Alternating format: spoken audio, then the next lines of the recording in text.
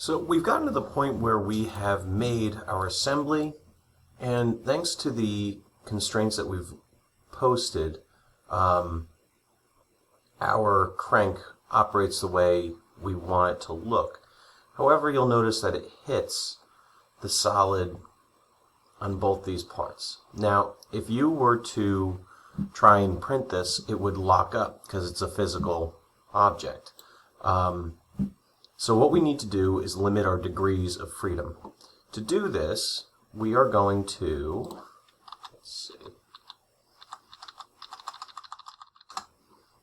go to our first revolute constraint. And now what we want to do is right click. Here we have our animate button.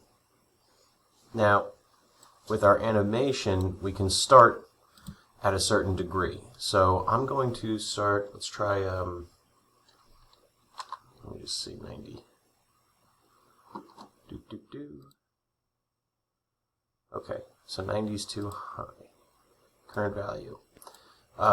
The way that you can check this, okay, you can pause it. Let's see, or stop. Let's see.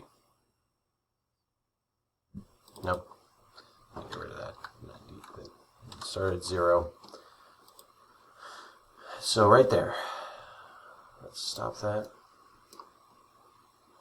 Here, I'm going to play. I'm going to stop. Nope. Play, stop. Right here. You can see that it's just about to make contact. So I'm going to say 27 degrees. Let's see. So I'm going to start at 27, and I'm going to go to, let's see, let's try negative 27.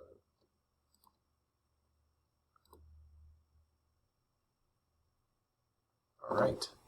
So now it's going very slowly. But, oh, that's right. So since mine is not actually locked in central to it, we have more freedom underneath than we do above. So this area is not contacting, whereas the top does. So I'm going to just play around with this. I'm going to try negative 50. And steps is how many frames. So if I change this to 50 frames, it's going to go a lot faster.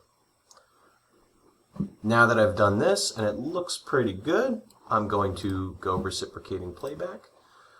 And that's going to play it back and forth repeatedly.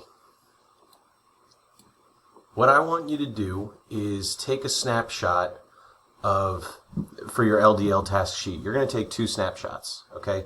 One of them is going to be at the top, and one is going to be at the bottom. So I want, basically, I'd like you to stop your playback here, take a snap of it hitting the bottom, okay, and then take a snap of it hitting the top, or as close as you can get.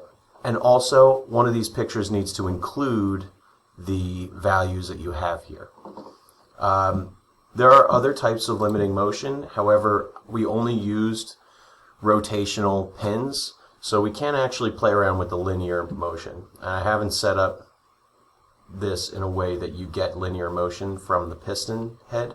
So for this submission, basically I want you to set this up so it can play without hitting the solid bodies.